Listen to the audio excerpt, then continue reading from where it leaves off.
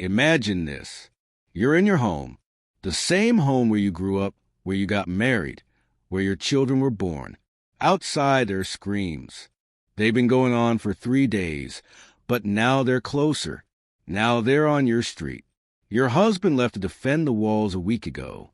He hasn't come back, and you already know what that means. Your 12-year-old son is hiding in the cellar. You told him not to come out. No matter what happened, don't make a sound. Then the door breaks down. 3 soldiers walk in. They don't shout or threaten. They just work in silence like men who've done this hundreds of times before. One grabbed your arm. Another searches the rooms. And the third one finds the cellar. You hear your son scream your name. It's the last time you'll ever hear his voice. They drag you into the street where there are other women. Some you recognize. The baker's wife. The priest's daughter. Your neighbor you used to talk to every morning. None of them look each other in the eyes. They all know what's coming. An officer walks between you, checking teeth, feeling arms, writing numbers on a wax tablet. He doesn't ask your names because he doesn't care. To him, you're no longer people. You're inventory. Her name was Alyssa. At least that's what her mother called her. In a few weeks, that name would be erased forever, replaced by a number, then by a Latin word that meant nothing. But she didn't know that yet. Standing in that square, watching her city burn, she still believed the worst was over. She was wrong. And this thing you're imagining, it's not fiction. It happened exactly like this in Carthage, in Corinth, in Jerusalem, in hundreds of cities that made the mistake of resisting Rome. Because here's what they never taught you in school. Rome couldn't stop conquering. It was an empire addicted to human flesh. And without fresh slaves every decade, its economy collapsed within a generation. The fields, the mines, the aqueducts, everything ran on, aid disposable bodies. And when a body wore out, it had to be replaced. Men died quickly in battle. A sword and it was over. But women were too valuable to waste like that. What Rome did to the wives of its enemies wasn't chaos or the brutality of war. It was a system, an industrial protocol perfected over centuries to extract every ounce of value from a human being. And today you're going to learn exactly how that machine worked. If this kind of history fascinates you, hit subscribe and drop a like. That's what keeps us bringing these stories to light. Now, let's go back to the moment when Carthage fell. The morning of May 29th, 146 BC, the last Carthaginian defenders had gone silent on the walls. After 3 years of siege, the city had finally broken. But what happened next wasn't the chaotic looting you see in movies. There was no wild rampage, no soldiers running through streets, grabbing whatever they could find. Instead, there was something far more terrifying. Order. Roman legions moved through the city in organized units, carrying lists, quotas, and specific instructions written on scrolls in leather pouches. The military manuals called it the Harvest Protocol. And if you think about that name for a second, you'll understand everything about how Rome saw conquered people. Harvest like they were collecting wheat, like these were crops to be gathered rather than human beings with lives and memories and dreams. Within the first 6 hours, Roman officers had set up classification stations in every major square of the city, complete with tables, scribes, and lines of soldiers, bringing in captured civilians, everything organized, everything documented. The men above 12 years old were eliminated immediately, not in a battle rage or hot blood, but lined up in groups of 50 and removed systematically after they'd already surrendered their weapons. The Romans had learned from previous wars that leaving the males alive meant rebellions 20 years later, and they'd made that mistake before, so they weren't going to make it again. But the women faced something entirely different. Alyssa stood in line for 7 hours, watching the sun move across the sky while soldiers processed the women ahead of her, one by one. The same routine every time. When her turn came, a Roman officer grabbed her jaw and turned her face left, then right, pried open her mouth to count her teeth, and squeezed her arms, her shoulders, her waist. Then he wrote something on his tablet, just 2 words, primafer, meaning first quality. She didn't understand Latin, and she didn't know. Those words would determine everything that happened to her next, that they meant she was worth more, that they meant her suffering would last longer. Young women between 14 and 25 were the premium category, and Roman records from the Carthaginian campaign list exactly 4,200 women in this group, each one assigned an identification number, each one given a price. These numbers weren't abstract statistics. They were human beings reduced to entries in a ledger, treated like livestock in economic reports. And the efficiency was staggering. In just 6 days, approximately 50,000 people had been processed, registered, categorized, and prepared for distribution across the Mediterranean. And 25,000 of them were women. Let that sink in. In less than a week, Rome had processed enough human beings to fill a modern sports stadium, and they did it with the cold precision of a factory operation, because that's exactly what it was. 3 days later, Alyssa walked up a wooden plank onto a ship with her hands tied in front of her by a rough rope that had already rubbed her wrists raw. The harbor was chaos with dozens of ships, thousands of women being loaded like cargo, Roman soldiers shouting orders, and the smell of smoke still drifting from the burning city behind them. And then she went below deck where the smell hit her first. Sweat, fear, and human waste. The air was thick and warm, hard to breathe even with the ventilation shaft the Romans had built into the hull, because these ships weren't normal cargo vessels. Archaeological discoveries have revealed something disturbing about their construction, including ventilation shafts running into the holds, water supply systems, and drainage channels.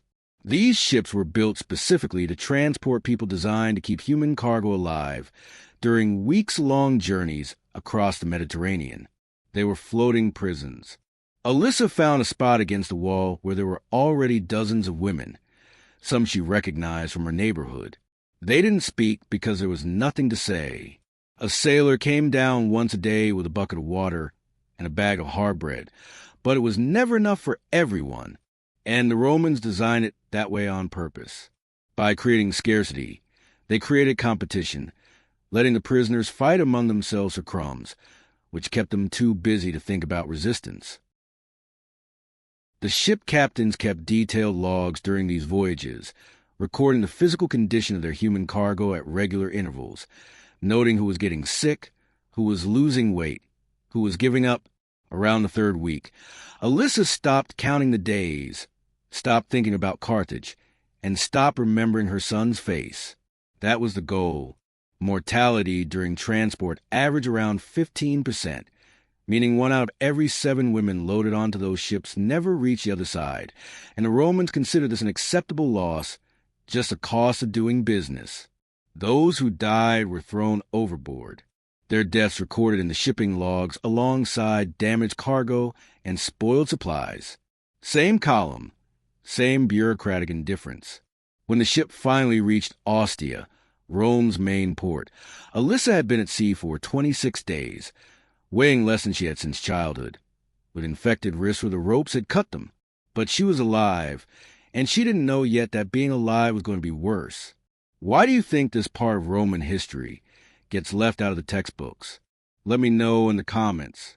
The slave market at Ostia had a smell Alyssa would never forget. Oil and perfume used to make the merchandise look healthier.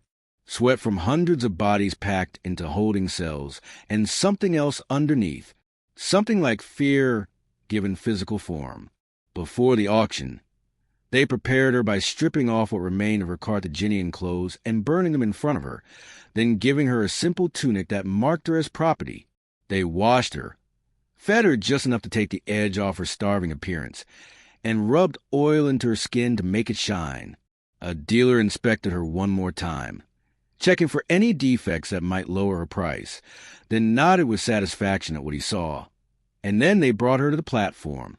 The auction block was a raised wooden stage in the center of the market, surrounded by Roman men, some taking notes, some just watching, some already counting coins. The noise was overwhelming with dealers shouting prices, buyers haggling, and a constant shuffle of human beings being moved from one holding pen to another. Alyssa stood there while a dealer grabbed her arm and raised it to show off her muscle tone, opened her mouth to display her teeth, and listed her qualities in rapid Latin, while buyers shouted questions. Where's she from? Carthage. Is she trained for household work? Unknown. Is she fertile? Probably she's young. The bidding started at 15 silver coins and ended at 28. A man in expensive robes walked up and handed over the money, while the dealer gave him a receipt, a piece of paper that said he now owned another human being. And just like that, it was done. Alyssa didn't understand the words being spoken and didn't know how much she'd sold for. She only knew that when the man grabbed her arm and pulled her toward a waiting cart, she was supposed to follow. She was property now, legal property with all the rights of a chair or a cooking pot.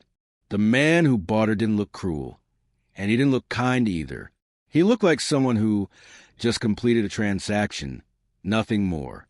He would never learn her real name, never ask about her family, her home, or her son who screamed for her in that cellar.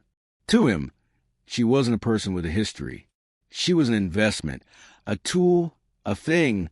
That night, Alyssa was given a new name, Tertia, meaning third, because she was the third slave purchased that week. Everything else about who she used to be began to disappear. They shaved her head on the second day, not as punishment, just procedure, since new slaves arrived with life sometimes, and it was easy to shave everyone then to check. Alyssa watched her dark hair fall to the stone floor, the same hair her mother used to braid when she was a little girl, gone in 30 seconds. That was only the beginning because Rome had perfected the art of erasing human beings. Not killing them, but erasing them, taking everything that made a person who they were, and grinding it down to nothing. The process was systematic. First came the name as Alyssa became Tertia, and anyone who called her by her old name was punished. Eventually she stopped thinking of herself as Alyssa, because the name felt like it belonged to someone else, someone who died in Carthage. Then came the language.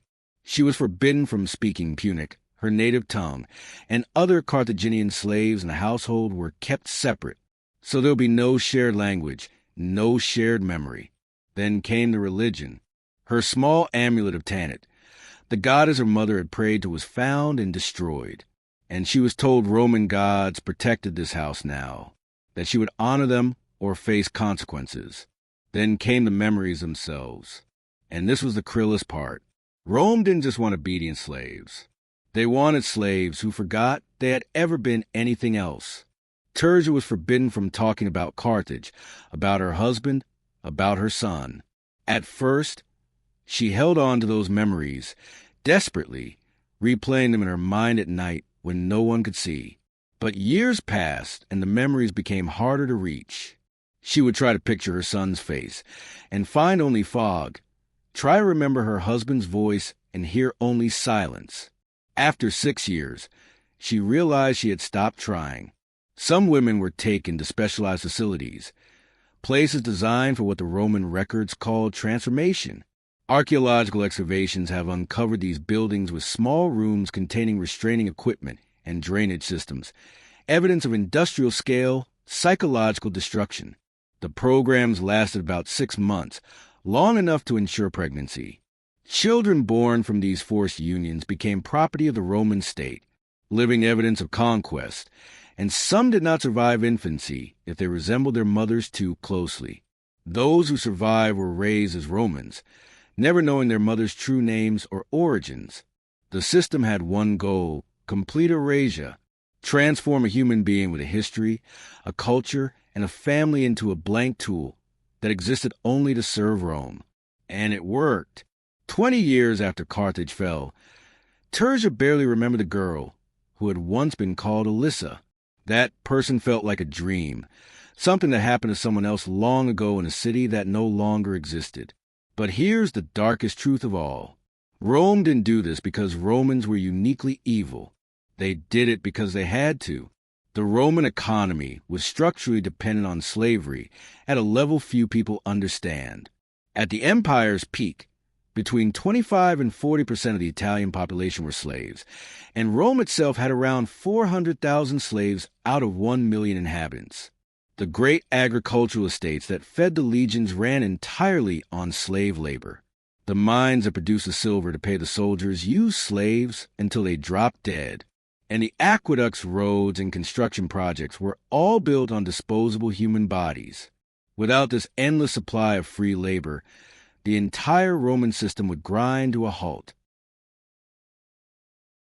And the senators who ran the empire knew it. And here's the problem with disposable bodies. They run out. Slaves died, got sick, and aged out of useful labor. And the Roman system didn't allow for natural reproduction to replace them fast enough. They needed fresh supplies constantly, which meant they needed new conquests constantly. Every decade without a major war meant fewer slaves entering the market. Fewer slaves meant agricultural crisis. Agricultural crisis meant hungry legions.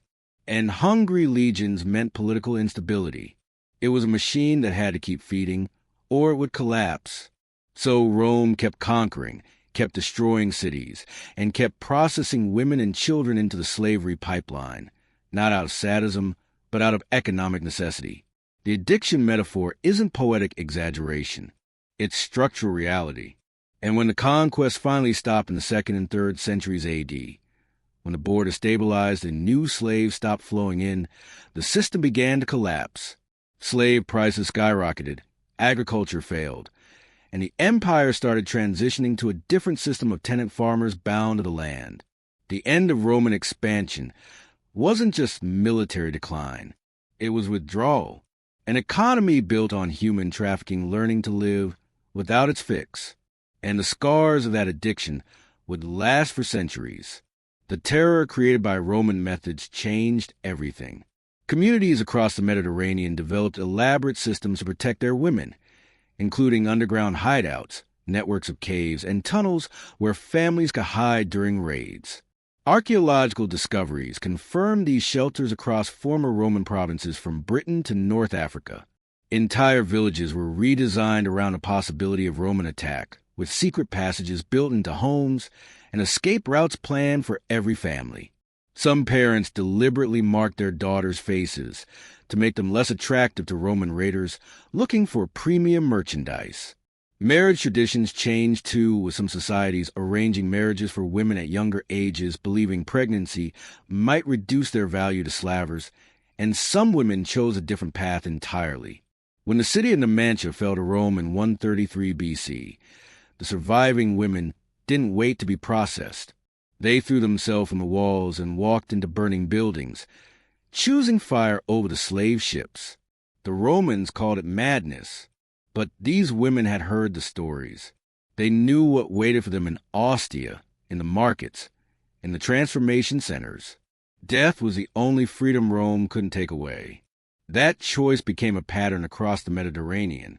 From Spain to Judea, as women facing Roman capture made the same calculation. Some poisoned themselves, and some chose to end their family's suffering before it could begin. Not out of despair, but out of defiance. They refused to become infantry. New words entered languages across the Mediterranean, words to describe specific types of Roman cruelty that hadn't needed names before. When entire societies reorganize around protecting women from systematic violence, it means that violence has become a defining element of daily existence. That was Rome's true legacy. Not just the roads and aqueducts, but the fear, the trauma passed down through generations, and the knowledge that civilization itself could become a machine for destroying human beings.